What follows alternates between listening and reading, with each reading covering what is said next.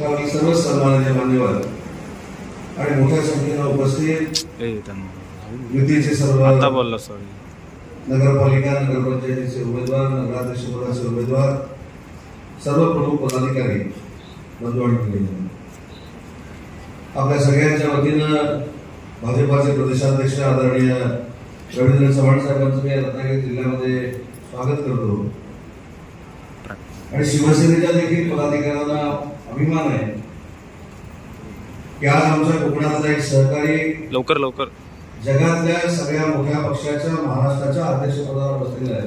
ते आमच्यासाठी आणि कोकणवासियांसाठी अतिशय महत्वाची बाब आहे। चव्हाण साहेब प्रदेशाध्यक्ष झाल्यानंतर असा योग आला नव्हता, काढून द्या तो पहिलाच योग असल्यामुळे तुमचं मनापासून कौतुक देखील करतो आणि तुमच्या भावी वाटचालीला मनपूर्वक शुभेच्छा देखील देतो।